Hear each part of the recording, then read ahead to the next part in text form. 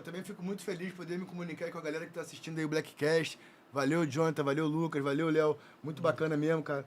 Muito legal poder participar de um podcast, né, cara? Comunicar com a galera, pessoal que lembra aí. Quem não lembra, pô, é sempre bom lembrar, né? Que, eu fui um personagem do folhetim juvenil da Rede Globo, do horário das 5h30 da tarde, né? E a galera que era adolescente, criança naquela época, tem um carinho especial, né? Pelo aquele personagem que marcou aquela geração nos anos 2000, né? Isso aí marcou e marcou muito, que é pegar todo mundo que é dessa geração aí, todo mundo conhece o Cabeção, irmão, não tem pra onde fugir. Fez a alegria de muitas crianças.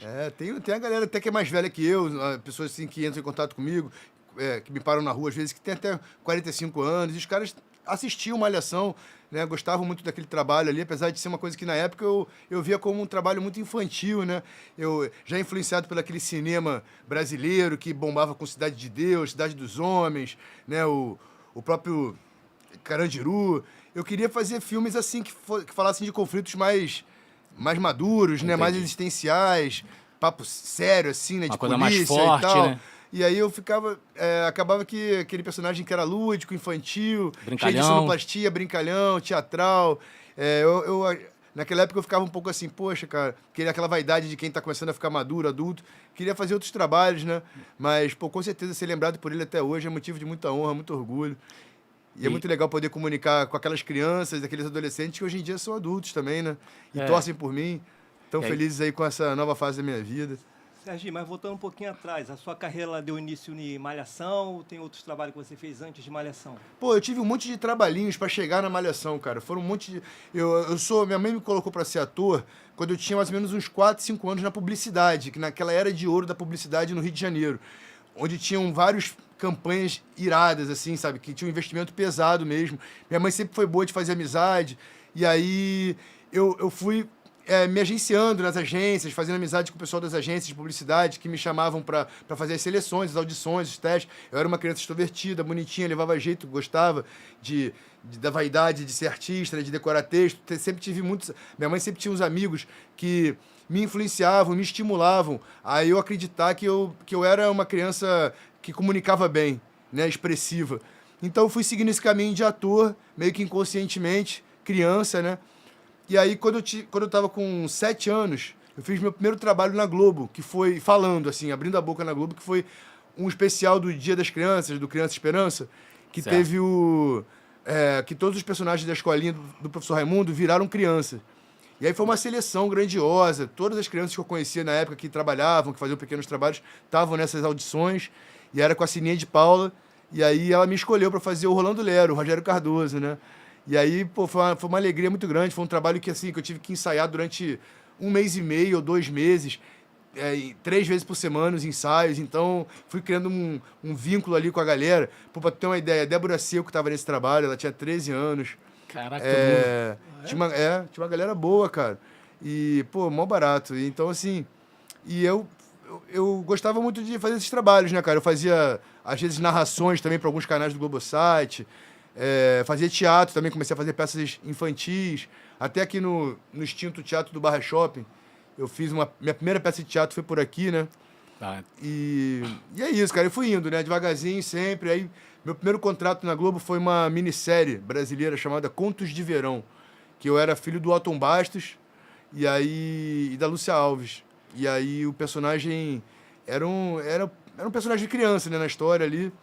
E foi muito bacana, gravamos em Búzios e tal. Então, assim, desde pequeno eu fiz essas amizades com essa galera, esses atores mirins, que sempre, crianças muito inteligentes, muito bem maduras, né, pra época. Eu sempre fui uma criança muito viciada em videogame, sempre gostei muito de brincar e tal.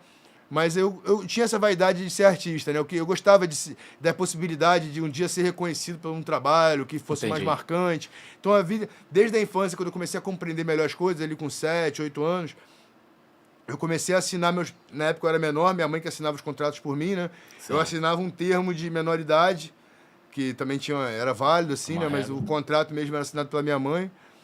E aí...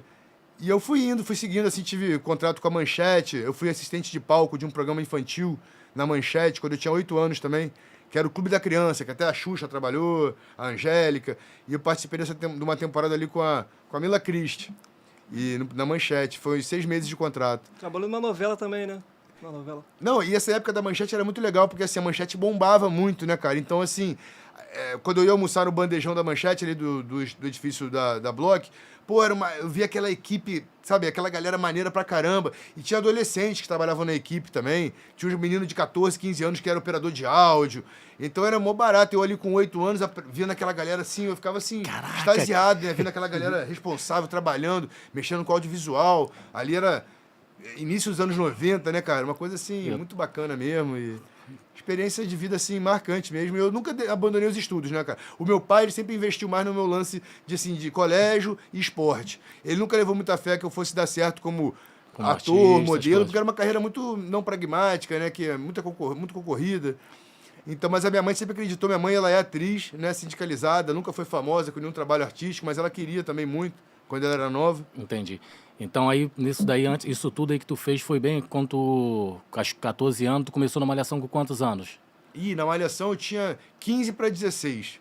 Ah, foi Porque cedo, antes então. da Malhação eu fiz uma peça de teatro, que foi até no Teatro Rubens Correia, que virou Teatro Ipanema, que era uma peça que ali foi um laboratório pro Cabeção, porque já tinha aquele filme do American Pie, já tinha muito filme de besterol americano, assim, com cenas falando de sexologia, né, aquela coisa do americano virgem e tal, assim, e aí eu fiz essa peça de teatro que era a direção do Irving São Paulo, e ele me dirigiu muito bem, assim, para eu começar a perder a vergonha e acreditar que eu era um cara engraçado, que eu podia ser engraçado no teatro, né, contando essas histórias, assim, que tinham a ver com as experiências dos adolescentes. Ah, entendi. E ali foi o laboratório pro Cabeção, com certeza. Aí, ali foi onde que você realmente se preparou para poder fazer o Cabeção ali, o personagem Cabeção ali naquela época. E sem contar também que nesse meio artístico, assim, nesse mundo da publicidade, desses pequenos trabalhos que eu fazia na minha carreira artística, eu fiz amizades, como, por exemplo, o Rafael Monteiro, o João Felipe, o Diego Rachichong, que eram atores, assim, que trabalhavam na época, faziam publicidade, crianças muito maduras, muito